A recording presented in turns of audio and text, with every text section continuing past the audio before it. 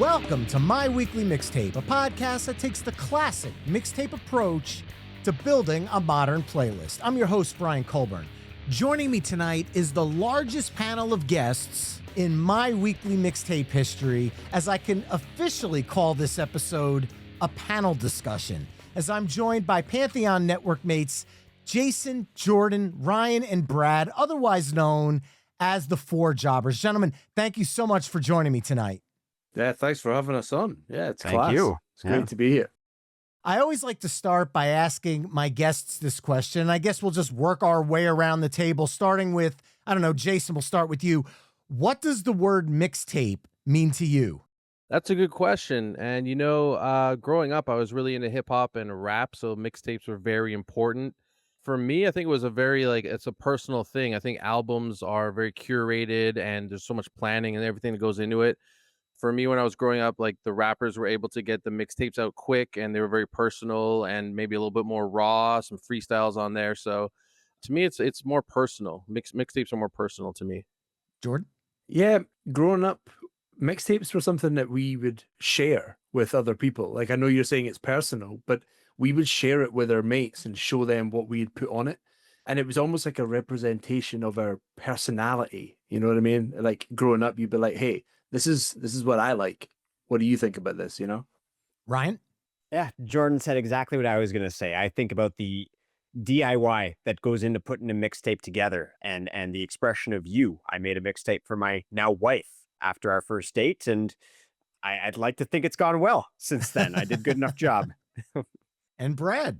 I only ever had the experience of getting one mixtape growing up when I was in high school from a girl, and it was a great experience because you never know what's going to be on it. You don't know which music's going to be there, and so it's something that I think all of us have had a chance to experience. And then would that count? Like, we had these CDs growing up, or just after tapes, right? From in Canada, Much Music. I guess it's the Canadian version of MTV, right? And so you get a whole smattering of different styles and different genres. A little Blink-182, a little pop, things like that. So those are definitely some of my most fond memories listening to music for sure. Awesome. Well, tonight we're going to be talking music, but since you guys are the Four Jobbers and you're centered around wrestling, and I myself love me some WWE, tonight the five of us are going to be tasked with creating a playlist featuring the 10 best entrance themes in WrestleMania history. So 40 years of WrestleMania wrapped up into 10 songs. From Tito Santana versus the Executioners opening match in WrestleMania 1 to the Bloodline Rules championship match of Roman Reigns versus Cody Rhodes to close out WrestleMania 40, we have our work cut out for us tonight. And if that wasn't hard enough, there's also a bit of a twist at play here because this is a music show. So no, we're not just going to rattle off our 10 favorite wrestlers in wrestling history. These songs have to be badass when separated from the wrestler. It doesn't have to be a wrestling theme because some wrestlers use actual band's music. Other stuff is produced by the WWE, but the song has to exist outside of wrestling for each one of these choices. And I think watching the 2025 Royal Rumble, there were certain songs that when they would happen, I would look at the family and go, who the hell is coming out? Like, what is happening? And that was kind of the reason I decided to do this episode. So with that, I'm going to go through each one of you with this question. Jason, we'll start with you again. How hard was it for you to nail down your list? Because you only get 2 picks tonight. I think we've had this conversation before amongst ourselves, so it wasn't too hard for me because I know what is the greatest wrestling theme of all time. So I put that one on my list, and I chose another one that I've grown to love by listening to it. Separating the wrestler from it is important, actually, in this case. So, Jordan? Initially, I had like 100 things come to my head, and I just went, right, okay, I'm putting this down, put this down, put this, and then I went, oh, I've only got 2. I need to narrow this down. How the hell am I going to do this? And that was the hardest part. I think, trying to separate the song from the wrestler, because immediately when I thought about the song, I thought about the wrestler, right? So I had to try and separate that out. And I came up with a list of 2 or 3 just in case. And it was tough. Like, it is really tough because you're trying to think about what gets me personally going. So it was tough, but I enjoyed it. I enjoyed coming up with something for sure. Right? Same deal. I had to make sure not only to think of my favorites, but I had to think of reserve picks for Oh, in yeah. case I get scooped, because this is kind of draft style, if I'm not mistaken. You are So, right. did I have to think of the ones that are a song that exists that is adapted to wrestling, or do I have to think of great songs that accompany a wrestler but have taken on a mind of their own? It's a great exercise. And as Jason said, we've done it before, and I love talking wrestling themes. We saw the worst of it almost at the Royal Rumble, Mhm. and I'm excited to talk the best of it. And finally, Brad. Yeah, save the best for last, of course. There's always a little bit of banter going along. We were talking about this, getting ready for it. And, we all want to snipe each other and take one of the songs from the others want to show up with. And it's great you brought up the Royal Rumble, because that was a great example of what happens when you don't pay that much attention to the wrestler's theme song. It is so important in building a character. Having that initial sound that lets us know who the wrestler is so important, especially during a Royal Rumble or during a run-in, and it can add so much. Look what Seth Rollins is doing. Just a song alone can elevate you from mid-card, maybe into the top of the card, just because it gives you something a little bit different. So I'm excited to see what the guys have today, and I'm really excited to see what you pick as well, because I have no idea what's going to come out from you, so I'm excited for that. Yeah, I just put together a list of 11 songs. Even though there's only 10 choices, I have a feeling I'm going to get scooped by somebody, and I wanted to be able to go in different directions based on what you guys were picking. And I have no idea where each of your mindsets are coming here. So this is going to be a complete exercise that the songs may or may not flow from each other one to the next. We might go genre hopping. We might stay in one kind of hard rock style. Who knows? So with that said, let's get down to business, or given the theme tonight, let's get ready to rumble. Because Nice. as I mentioned at the top of the show, the five of us will be curating the ultimate WrestleMania mixtape using a roundtable approach, with our overall goal for this episode is to craft the best playlist of wrestling entrance themes through only 10 songs. At the end of the show, you can take this conversation to the next level by visiting the episode page at myweeklymixtape.com, where you can give our final mixtape a listen via the embedded playlist. And if you like what you're hearing on the show, you can help me out by either telling a friend, leaving the show a 5-star review wherever you're tuning in, or by becoming a Patreon mixtaper at patreon.com/myweeklymixtape. There you can find ad-free episodes of the show, get early access to future My Weekly Mixtape episodes, become a future guest, and chime in on upcoming topics like several of the mixtapers did with the songs they would use to kick things off tonight, and I want to share them with the group here. Tom Hutchinson chimed in with Metalingus by Alter Bridge, with Edge being his favorite wrestler of all time and saying his WrestleMania 24 entrance stands out the most. Brandon from Virginia chimed in with also Sprock Zarathustra, otherwise known as Ric Flair's entrance music. Rob Jones chimed in saying it's gotta be Mr. WrestleMania and bonafide sexy boy Shawn Michaels theme music. However, side note, the drums on Becky Lynch's theme are absolutely nuts. Chad Lamassa chimed in with Downstate's I Came to Play for The Miz.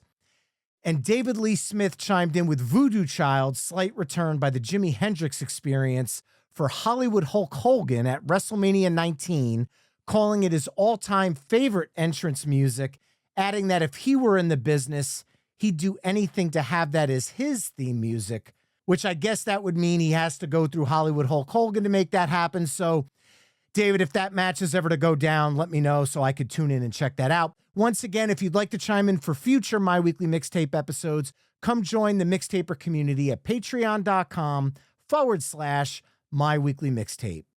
And with that, the following contest is scheduled for one fall. One fall. Introducing first, as I ran our names through a randomizer to make this Royal Rumble style, Jason, you get the pleasure or pressure of kicking things off tonight.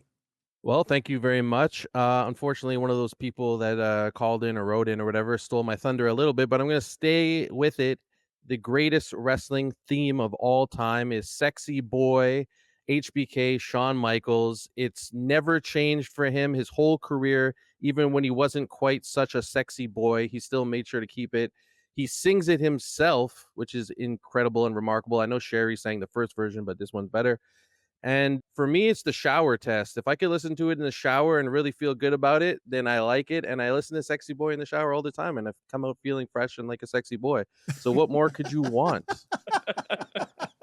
It's easy to sing along to. It's funny. And there's an incredible guitar solo that really makes it feel, when he holds up that title belt and that guitar solo plays, like there's nothing better. He is Mr. WrestleMania, and that is the greatest wrestling theme of all time. Of course, Jason picked Shawn Michaels. He was a huge Shawn Michaels mark growing up. He was a big Shawn fan. I was a big Bret fan. And that's just what he is. He's a contrarian. But in this case, I can't fault him for that. It's one of the best wrestling themes of all time, arguably the best wrestling theme of all time. Well, yeah, again, Brad's kind of said it. Jason was definitely going to pick that. We always knew that. But I don't know if I would ever call Jason a sexy boy, but that's okay. That's okay. That's absolutely fine. It is an absolute banger. There wouldn't be a mixtape without that on it if we're talking about wrestling. So I have to agree. It has to be right at the top of the list for sure. Make it 4. We knew this is where Jason was going. And I know that sometimes the theme song and the wrestler are separate. I think this theme only works for Shawn Michaels. I think it could only be Shawn who is accompanied by this music. It works so well with who he was as a character. It works well now as a legacy act. And it's hard to disagree. As soon as you hear that opening riff and you hear the you get hyped because you know the greatest. It's not too bad, right? And you know the greatest is coming out and going to entertain you. So great pick, Jason. I can't say I wouldn't have picked the same. And the character itself, coming from where he did with the Rockers and then kind of into this sexy boy persona that he even was able to carry into D-Generation X, even though it was a little bit of a twist on it. He always was a heartthrob for the female fans. So the music fits that side of it, but the music is also solid enough that you could enjoy it as a jam as a guy as well. So I think this plays all parts of the character that kind of transcends the different personas he's taken on. Obviously, he didn't have this persona with the Rockers as much. It was taking him there, but he really kind of brought it to the next level from that point on. And once again, a shout out to Patreon mixtaper Rob Jones, who chimed in with this one as well. So with that, we're moving on to follow up Shawn Michaels' Sexy Boy. Brad, we're up with your first pick of the night. I'm going to go to WrestleMania 27, one of the greatest wrestlers of all time, The Undertaker. And at this WrestleMania, he used Ain't No Grave by Johnny Cash. Nice. We all know and love The Undertaker's theme, but this was just a little bit different, added a little something extra, and it's just one of my favorite songs too. I love Johnny Cash, so how could I not choose this one? Yeah, that's a great song. As far as like a WrestleMania playlist, I think it's a bit obscure. I wouldn't even remember that he used that, but you know, as a song, it's a great song, no doubt about it, and it fits The Undertaker perfectly. So, yeah, I disagree with Jason. I remember the WrestleMania where he came out to that song. I couldn't tell you who his opponent was. That's the only thing, but it still fits with The Undertaker's general era. If I'm not mistaken, they did the gong and then they did the Johnny Cash. And it fits. It fit with his entrance. It fit with his look. It still made him imposing and made him threatening. And The Undertaker was all about aura. And this was perfect for him. I think it was Triple H who he fought at that WrestleMania. Whoever it was, they lost. That's right. Yeah, it's funny. We talk about one song being synonymous with a wrestler like Sexy Boy and Shawn Michaels.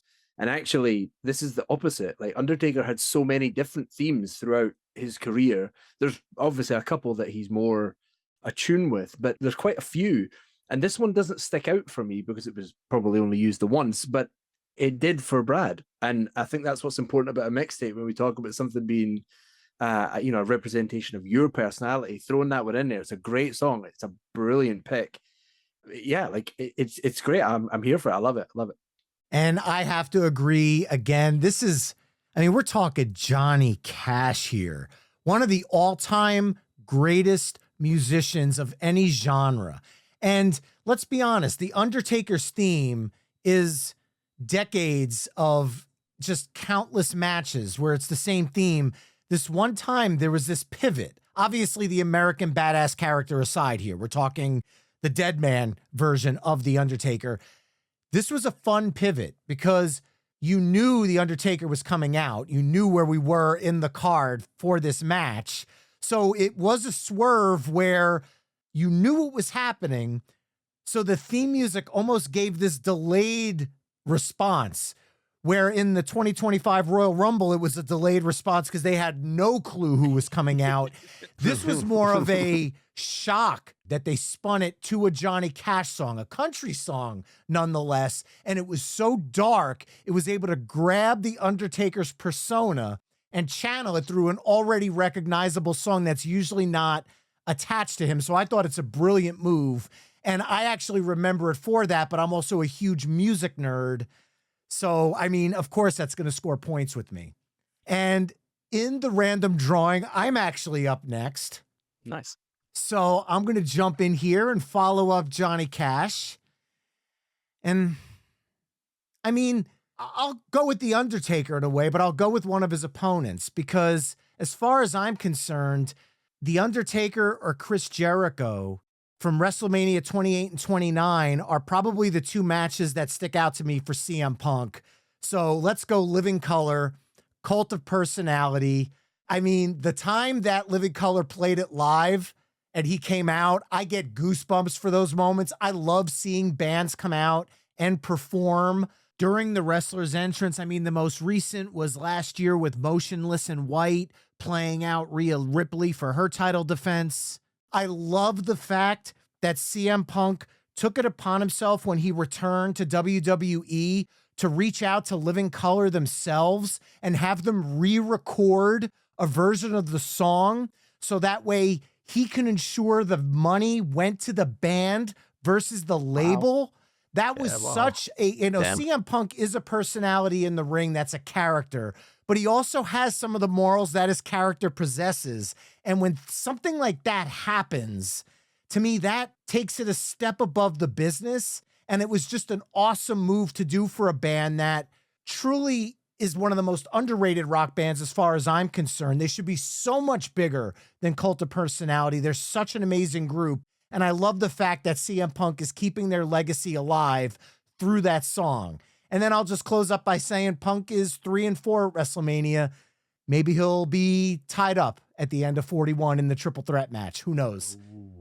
Yeah, I mean, again, it's another one that was absolutely going to have to be in there at some point, right? It's when we talk about the Royal Rumble that's just passed and some unrecognizable songs, you immediately know what's happening. From the first half of a second of that track, you know who it is, and you know the way that it's going to turn in whatever match is happening, right? So to have Punk in this mixtape or Living Color in this mixtape, yeah, of course, it makes absolute sense. Love it. I absolutely love that pick. And it has a little bit of a special place in my heart because I got to see it live once. Undertaker versus CM Punk, MetLife Stadium, WrestleMania 29. Jason and I were live in the building. So yeah, as soon as you said it, all those memories start flooding back. And it's on its own, how incredible of a song. Then you add it to CM Punk, probably the best promo of all time. Come on, it's perfect. Yeah, I was introduced to this song through CM Punk. I heard it first as his theme music, and now I can easily say the song itself is probably in my top 10 just songs of all time. I love it. It's an incredible song. It's more relevant than ever right now, the lyrics and everything about it. So yeah, I think that's a fantastic pick. So props to CM Punk for introducing me to that song. It's as Jordan said, all the best wrestling themes, you know, within a couple seconds who's coming out. And I love the TV static noise. It perfectly encapsulates CM Punk as a character. He is the disruptor. He is interrupting whatever programming you were expecting to watch because he's going to take it in his direction, whether it's voice of the voiceless, whether it's dropping another pipe bomb, or whether it's being the best wrestler in the world. One of the best moments in wrestling in the last few years was when he returned to WWE. Hell froze over at Survivor Series 2023. Nobody was expecting it. And as soon as you know what you're in store for. So excellent pick. If you were going to pick it, Brian, that was going to be my pick. Well, that pop at the end of Survivor Series, I think, might be one of the biggest pops I've ever heard in any moment. I mean, if not top 3 for sure. One of the best pops ever. But with that, next up on our list is Jordan with the next pick. Well, we've talked about instantly recognizable themes, and I'm going to pick one here that I think all of us will agree has to be in. But I've put a little bit of a twist on my pick. It is Disturbed with Glass Shatters, Nice. Stone Cold Steve Austin. Not only am I picking one of the most recognizable themes of all time, I'm having to pick the Disturbed version of it because it's Disturbed, and as a hard rock fan, I absolutely love that. Again, it's an absolute staple, and it's one that was glued to Stone Cold his entire career, and even now, like he can't get away from that. That sound hits, you know what's going to happen. The level of, for lack of a better phrase, violence in whatever match or whatever moment is going to happen immediately just goes up when Stone Cold's music hits. Disturbed, Glass Shatters, it's in there. Yeah, I mean, you can't have a wrestling mixtape without Stone Cold Steve Austin. There is no, I know I was just talking up CM Punk's theme song, but there is no 2 seconds of wrestling soundtrack that is more iconic than the glass shattering. In the Attitude Era, nothing got fans out of their seats quicker than that, because you knew that whatever was going on was about to be turned up to 11. So absolutely excellent pick. We cannot leave Stone Cold off of this list.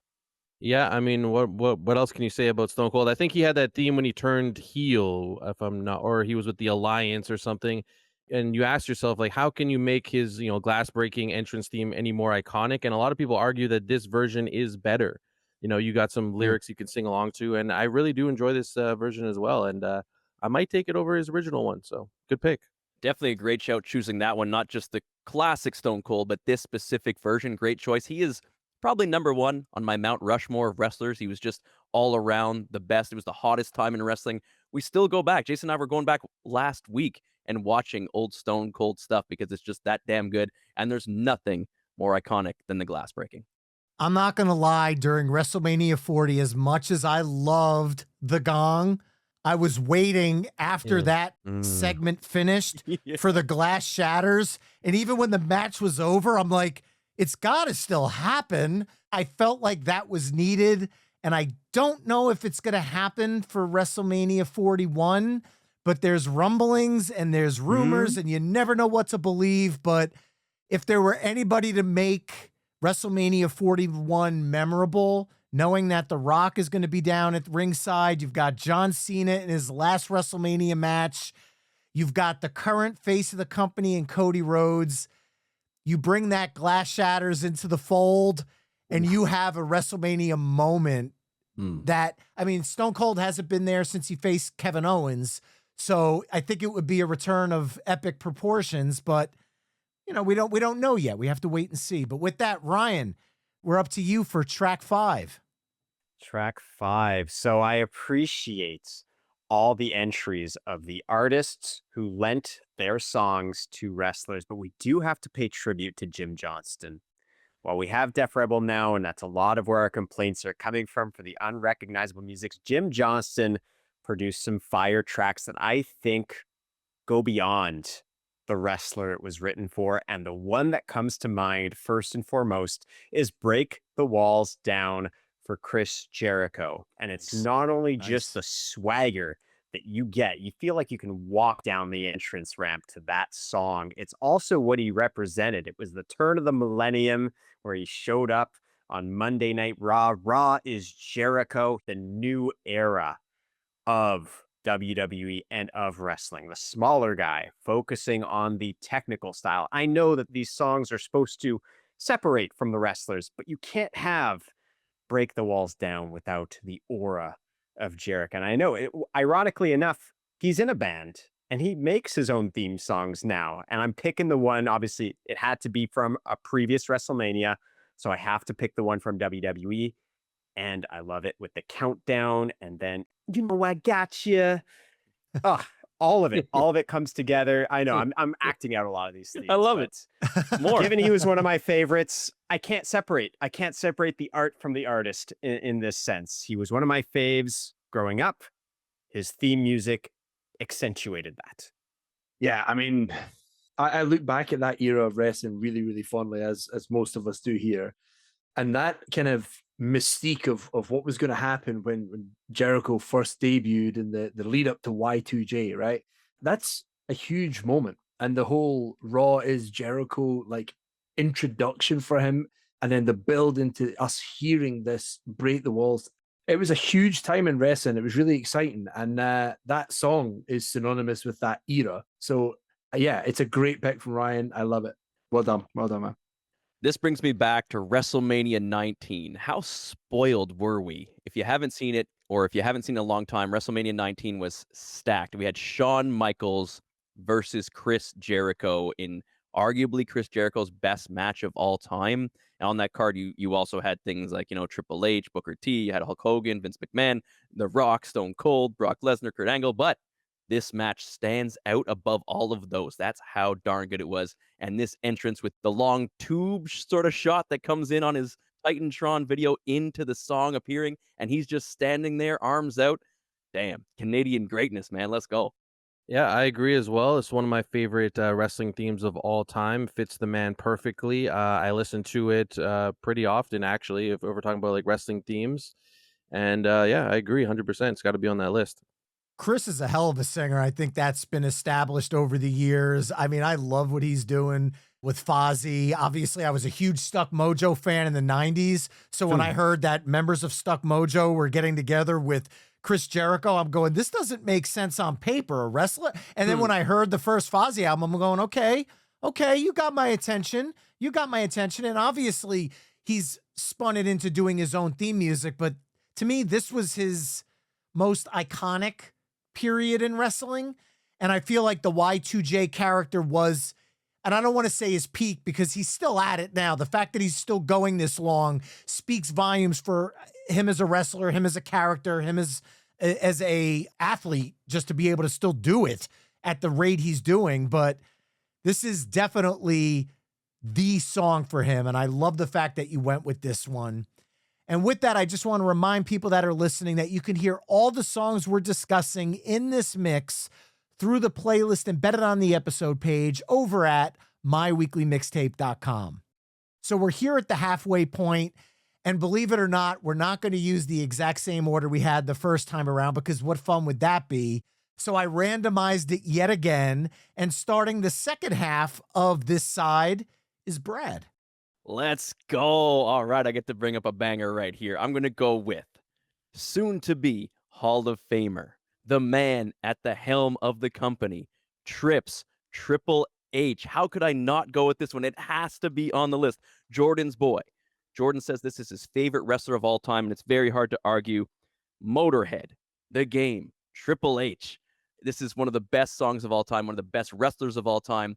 What an iconic career he's had, and he's still going, and that song is so damn good. So let's go, Triple H. The Game, yeah. Triple H, his music is always on point, especially that song, the entrances that come along with it, everything. Like when you hear the music, all that imagery comes to your head. It's like impossible not to. I'm not even like a huge metal or like rock music kind of guy, but this entrance theme really got me more into opening my mind to this kind of music, actually. So yeah, I agree with you. Triple H made this entrance theme work for him more than many other wrestlers when he came out as kind of this like warrior, Viking, pirate, king character. With the water spitting. I don't know. There's just a little bit of everything all in one. With the water spitting. Yeah, that insane guitar riff at the beginning, the voice that only Lemmy could do. Yeah, this is an excellent pick. He wasn't on my short list just because I knew someone else would bring him up, but yeah, this is an excellent addition to our mixtape here. WrestleMania X7. Triple H comes out to this being played live by Motorhead. One of my, I remember sitting watching this and just freaking out. It was so good. Lemmy forgot the words. and he ended up just singing the same thing over and over again. Go and watch it. He genuinely forgets it. It's great. But it doesn't matter because the song is so, so good. You can't help but get hyped when you hear that. I'm going to use a waxism here and just try and make some noises. When you hear that initial brown, you're just like, yes, I'm ready. Let's go. Bring them out. Bring them out. I love it. WrestleMania 21, when Triple H lost to Batista, didn't Motorhead play that one too, or am I mistaken? Oh, Yes, I think so. I think they did. Okay, good. I thought my mind was playing tricks on me at that point because I remember saying to my friends, well, he lost the title to Batista, but at least Motorhead was there. So, I mean, that's got to account for something. But with that, Jordan, you are up with the next pick. So we spoke about Jim Johnson being a hero of the Attitude Era and before, actually, for some of the themes that he came up with. But I'm going to go to late 2010s-ish. There was another artist that was bringing up some wrestling themes for us. CFO $, I guess is what they're known as to producers. And they came up with a theme song for a gentleman who, and I had to look this up because we spoke about it being somebody that was in WrestleMania, and I really had to make sure that they've been on WrestleMania, and they have. WrestleMania 34, US title, Fatal 4-Way, the lights go off, there's a little bit of a piano, and then you just hear Glorious Domination. Bobby Roode comes out. Again, if the wrestler maybe doesn't quite match up to how great this song was, but my days, from NXT onto the main roster, Glorious, Bobby Roode, everybody was out of their seats singing this one. So yeah, it had to be in there for me. It's such a good song.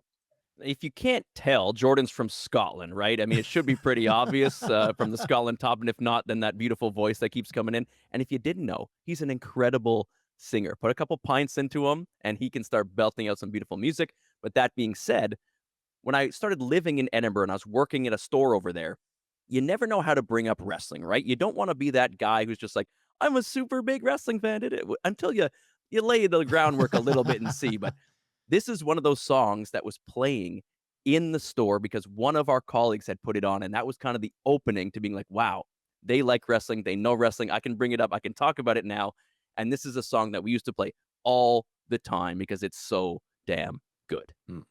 Yeah, like you said, like Bobby Roode doesn't really hit much for me as like a wrestling fan. Like I don't know much of his stuff, but like this song really surpassed him in every way. It could surpass a lot of wrestlers. It just feels like a warm blanket coming over you musically when it hits. And as far as like the newer, more modern type wrestling themes, this one really stands out. So no problem with putting it on. It might not have the same historical feeling and everything, but the song itself, it hits. So Yeah, I love this poll, Jordan. As the kids say, you were in your bag for this one, and I thought about it myself. Again, it's one of those where the theme song kind of predates what the wrestler himself did in WWE, but my prevailing memory of this song is actually not WrestleMania. It's an NXT takeover in Toronto where a live choir came out and accompanied Bobby Roode. And it's just, this is one of the more epic sounding and grand sounding theme songs in WWE history. I wish they did more with Bobby just so I could hear that theme song over and over again. I have to agree kind of with what Jason said and maybe the whole panel as well, because I feel like this is one of those instances where the song almost eclipses the height of the original wrestler at some point. And I feel like CFO $, I think they're called Chief Financial Officer, if I'm not mistaken. They do my daughter's favorite wrestler's theme song, which is Bianca Belair's Watch Me Shine. They had a knack for coming up with songs that kind of, God, I feel bad for shitting on Def Rebel all the time, but I mean, really, you think about some of the stuff that Chief Financial Officers did, and then you think about the 2025 Royal Rumble, and I think the argument's just made. But with that, Ryan, you're up next. Yes, gentlemen, I'm noticing a theme in our mixtape thus far, and we are missing something. We are missing a little female representation, not just for the wrestler, but the artist. And so I have to pick, even though I wasn't the biggest fan of this person in WWE, I do have to pick it because the music was so excellent. And it also was the theme song of Freaks and Geeks, one of my favorite shows that was on for all too short of a time. It's Bad Reputation by Joan Jett, also the theme song of one Rowdy Ronda Rousey. And I was never a UFC guy, so I don't know if she also used this theme in her UFC career. I want to say she did, but don't quote me on that. But it kind of encompassed everything that I've always loved about wrestling. It's the counterculture, the punk rock aspect, the edge of it. And Ronda did represent that. She kind of brought or helped bring the women's division in WWE into this out of the Divas era and into the women's wrestling era, first Evolution pay-per-view, and what the women's wrestling division has become, not only in WWE, but also in AEW. And it's Ronda's debut in WWE that really was a flagship moment for it. And that theme is just so cool that it has to be on the mixtape, quite honestly. It's whether you enjoyed Ronda or not. I'm kind of surprised by that pick from you, Ryan. I won't lie, but I like it. I'm kind of here for it. I'm trying to like mull it over because it's fresh to my ears, you saying this. So I'm like, does it make sense to be on this playlist? Yeah, it does, actually. You're right. Because actually, if I separate Ronda from the track, the actual track itself is an absolute banger. And again, pretty instantly recognizable. So yeah, it's a good pick. Great choice. I was a huge Roddy Piper fan, and she was a huge fan of him, and so that got me right on board right away. And it was her UFC theme as well. I remember seeing her come out to that for sure. And the start of her career was so good in WWE, and this song added a lot to it. And maybe towards the end, when you heard that music hit, you weren't as excited, or at least some people weren't. I've always been a big fan. I still welcome her back with open arms in WWE as long as they do it right. And so, great choice, Ryan. Great show. Yeah, I would say great pick for the first run Ronda had. Bad pick for the second run that Ronda had, because by the second run, we're all just telling her to run away and go away. But as far as the song, it matches her perfectly. I didn't know she used it for UFC, so that makes it even better. It's a badass song, and she was a badass when she came in for her first run. I just watched the tag match actually recently where it was her, Kurt Angle versus Stephanie and Triple H, a match that we had no expectations for, but really surpassed anything we could have imagined. It was a great match. So yeah, good pick.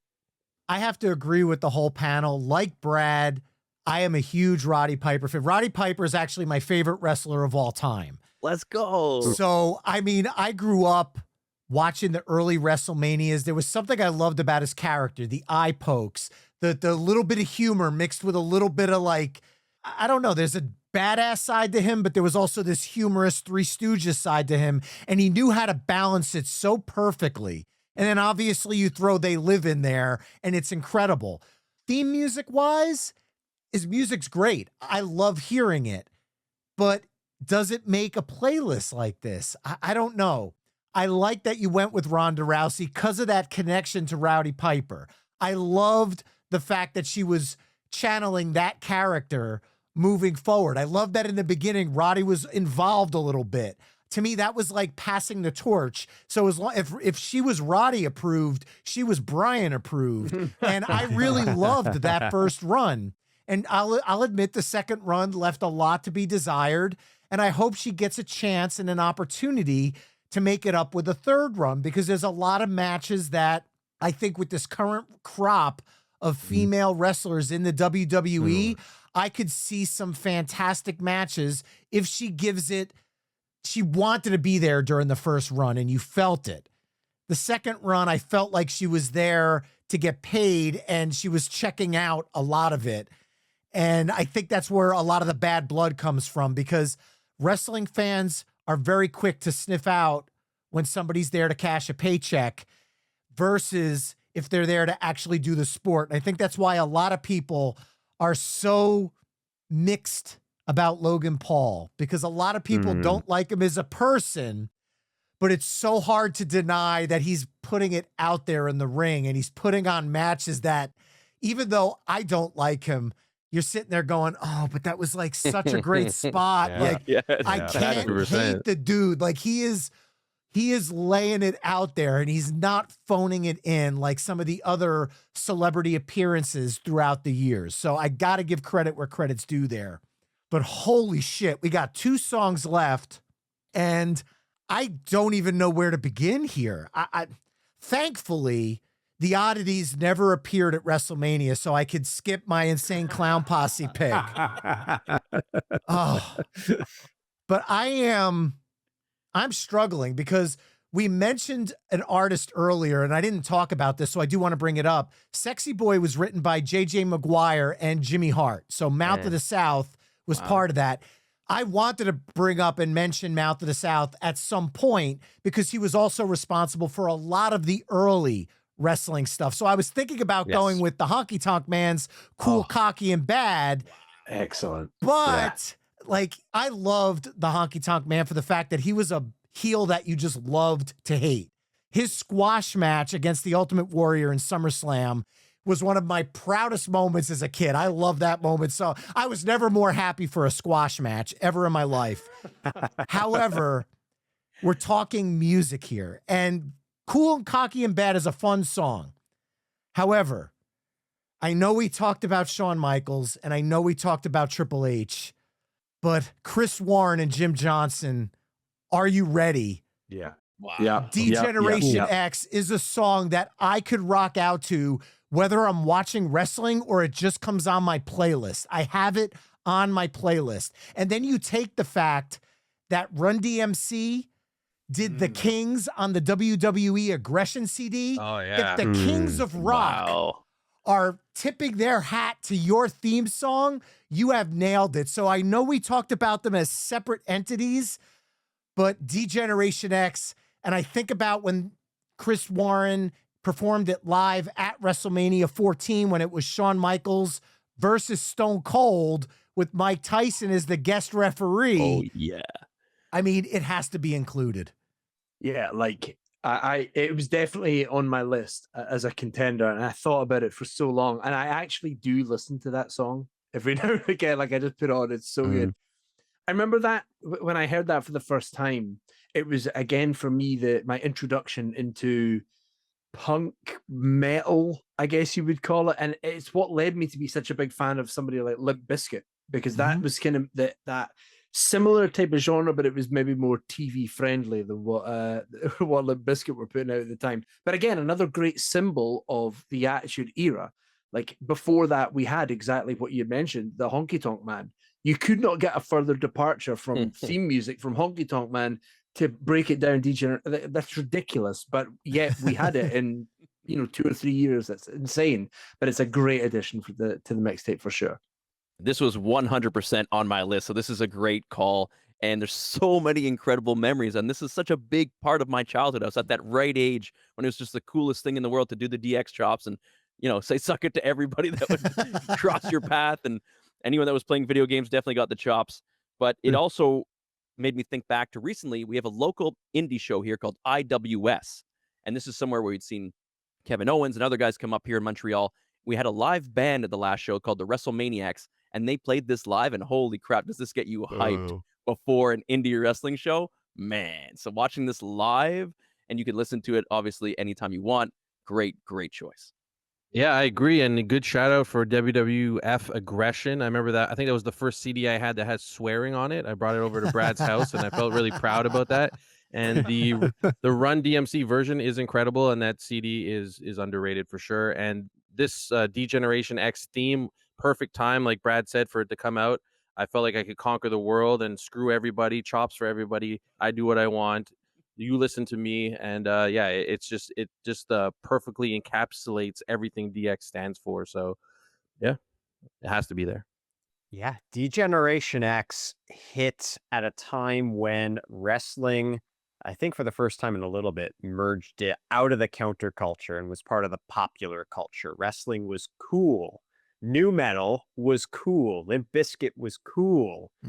Saying screw you to authority was cool. And all of that was D-Generation X. They were really, you could talk about Austin. You could talk about The Rock, who hasn't come up at this point in time.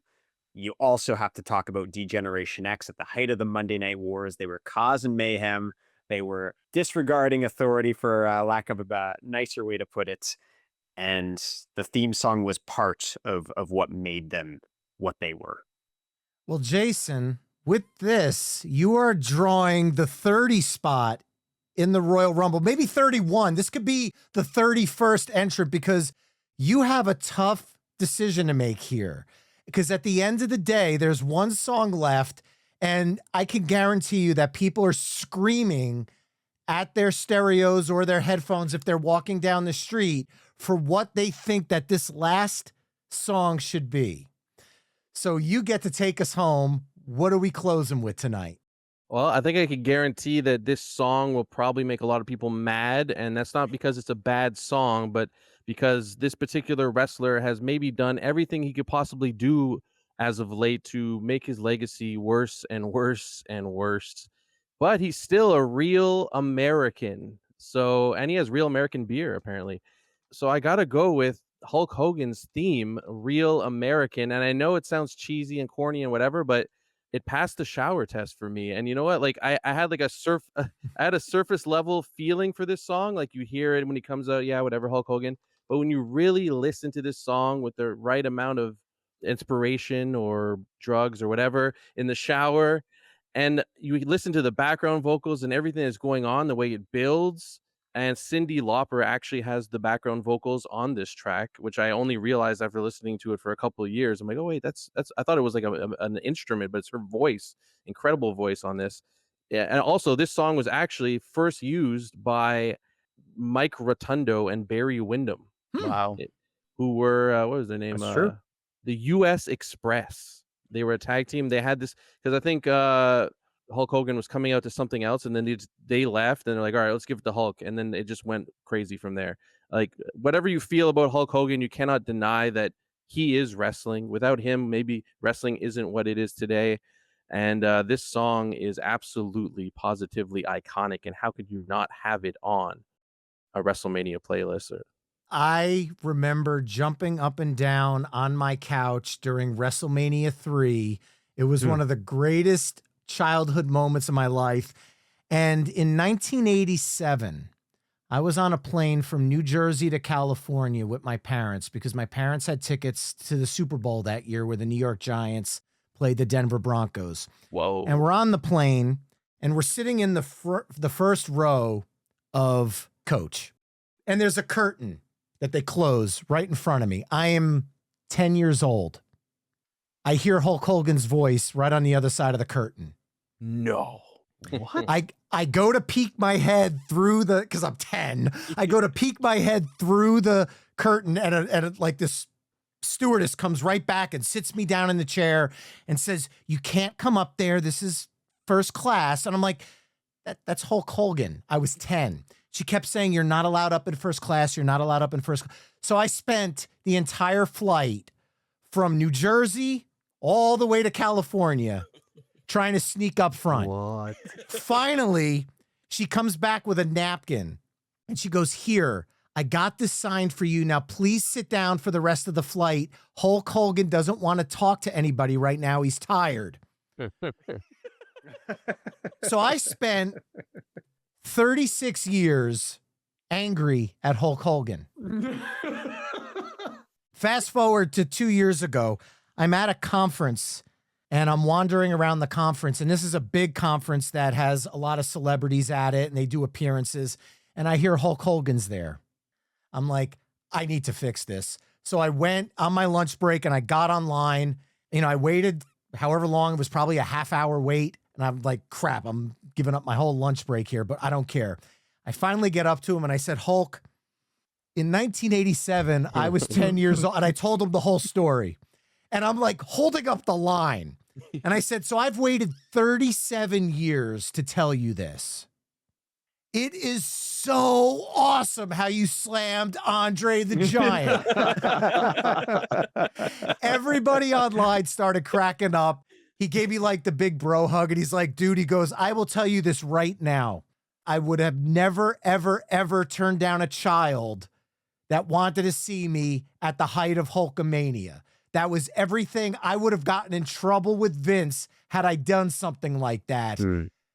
I apologize on behalf of those stewardesses. And, you know, they gave me a Polaroid picture with them, and I got like one on my phone. It was a really awesome moment. Amazing. So Nice. as much as I try to leave all the politics out of the show, whatever people think, everyone can have their own thoughts. As a kid who didn't have Hulk Hogan as a hero for even that much of a time, so I can't argue the pick. Yeah, I mean, great story, first of all. And I will Thank you. also leave my personal and political opinions about the Hulkster aside, because you cannot deny the impact he's had on the wrestling landscape. He was loved in Montreal and in Quebec. He was cheered every time. Like, Montreal is known for its many minute standing ovations, most recently for Sami Zayn at Elimination Chamber 2023 when he fought Roman Reigns. And Hulk got that same treatment. You can't say that the wrestling industry would be where it is without somebody like him. And that theme song was the superhero theme. It was the eat your vegetables and stay in school and don't do drugs. It was the squeaky clean babyface theme. And it wouldn't have been my pick if I were in Jason's shoes, but I understand why. And I understand why you would think, hey, you still have to pay homage to his contribution, even regardless of how you feel about the man. As somebody who plays guitar, I'm sitting thinking about this song, and I can picture Hulk Hogan standing in front of the American flag pretending to play guitar, and it's actually hilarious just looking at that video of him doing it. But the song's a banger. It's absolute class. Again, as Brad mentioned, I'm Scottish. Funny that I'm sitting here drinking lovely whiskey. Of course I am, but I still pop for that song because it's so good. I can't even really relate to it, but I pop to it. It's great. The guitar, everything about it, and the backing vocals make it as well. So yeah, it's a great pick, and it perfectly rounds off a mixtape. And I never understood why, because Hulk Hogan actually plays bass guitar in real life, why he didn't actually try to play the song in that video. And he kind of did the background dancers from the so Simply Irresistible video by Robert Palmer, where they're just kind of flailing their hands. Anyway, Brad. Great show. One of my earliest wrestling memories of all time is WrestleMania. I think it was 9. WrestleMania 9. It was Giant Gonzalez versus The Undertaker. And luckily I was too young to understand, because Bret Hart is my favorite wrestler of all time. And this WrestleMania wasn't very good for him because he loses to Yokozuna, who goes on to fight Hulk Hogan in the main event. And I got redemption because Hulk Hogan beats Yokozuna, wins the WWF Championship. And so one of my earliest wrestling memories ever is Hulk Hogan saving the day and bringing the championship back. Even if I wasn't American, I was fully on board and I felt American. I wanted to be American because of Hulk Hogan. So huge shout out. What a great choice. Rick Derringer, who also did the Demolition theme. He did a lot of stuff with the WWF at the time. I had the Pile Driver cassette growing up with Hulk Hogan with the construction hat on, but every one of those songs I could have included in this mix, but we only had 10 choices. We only scratched the surface tonight, but there you have it. The first 10 songs in this WrestleMania playlist, kicking off with JJ Maguire and Jimmy Hart, Sexy Boy for Shawn Michaels, Johnny Cash's Ain't No Grave for The Undertaker, Living Color's Cult of Personality for CM Punk, Disturbed Glass Shatters for Stone Cold Steve Austin, Jim Johnson's Break Down the Walls for Chris Jericho, Motorhead's The Game for Triple H, CFO $Sign's Glorious Domination for Bobby Roode, Joan Jett's Bad Reputation for Ronda Rousey, Chris Warren and Jim Johnson's Are You Ready for D-Generation X, and Rick Derringer's Real American for Hulk Hogan. Head over to myweeklymixtape.com to hear all the songs we've discussed in this mix through the playlist embedded on the episode page. Now, before we wrap things up, since I have the 4 jobbers here on the show, I'd be remiss if I didn't ask you each this question. Who is your favorite wrestling jobber of all time and why? Brad, we'll start with you. So I'll give a shout out to a video that I made not too long ago at the 4 jobbers on social media on Instagram. Maybe he's not a jobber, but for us, he is. He's one of my boys. It's going to be Steve Blackman. This guy had the karate chops, the jiu-jitsu chops, whatever, like the martial arts chops. He couldn't do a promo very well until he was with Al Snow, and then it was just all comedy. He just stayed serious. He smacked an alien with a kendo stick, all kinds of crazy stuff. So I'm going to go with Steve Blackman. He was always not a true jobber. He's one of those guys that's never rose to the top. So I'll go with him. Jason. I'm gonna go with like an obscure pick here. Hakushi. I don't know if you remember him from back in like 95, 96. He had like the writing all over him. Oh yeah. That's how people like when I was a kid, I'm like, this guy's really cool. Like, what is that writing all over him? Is that real? Like, was it? He was also ahead of his time. He had like a high flying like move set.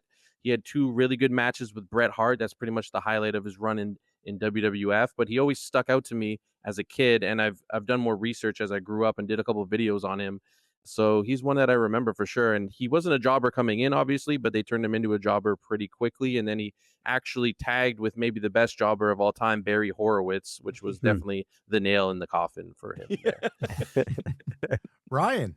I'm picking someone a little more modern. One thing I always appreciate about a jobber is someone who accepts that this is their path and makes the most of it.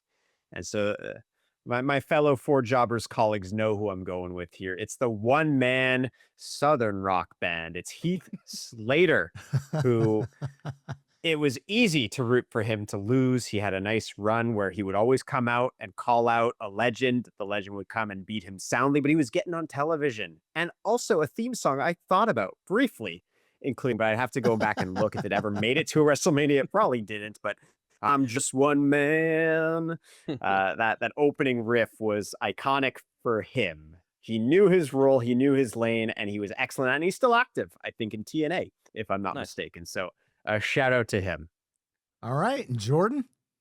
Well, you guys better stand back because I've got a pretty good pick coming here. It is the Hurricane Shane Helms.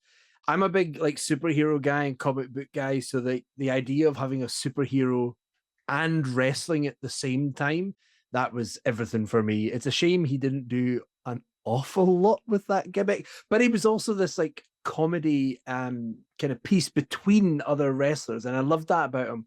Even if he wasn't the main event guy, he was always there as the reporter, Shane Helms, in the background, and I loved that he was just in amongst everybody else's business.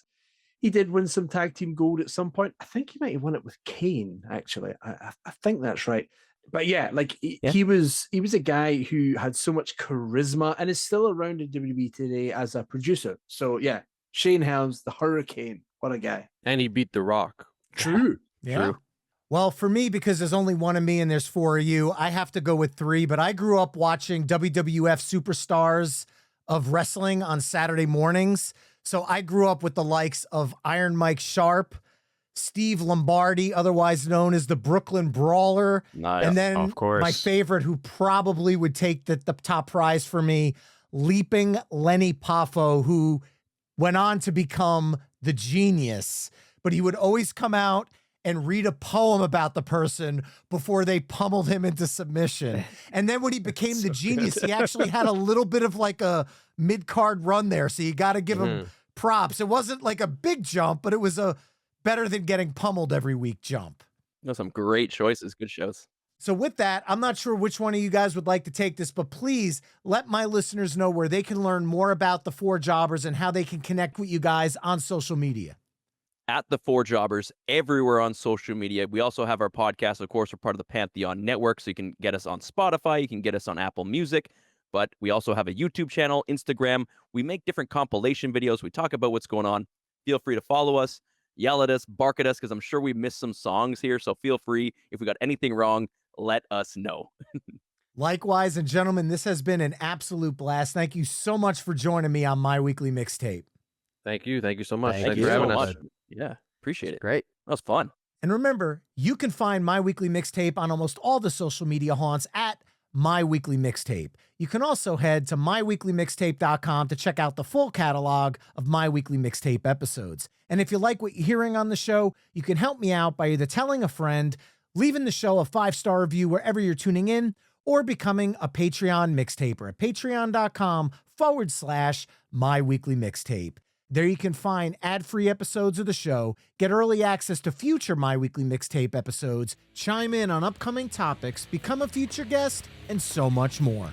That's all for this week. Thanks again for listening, and until next time, enjoy the tunes and WrestleMania.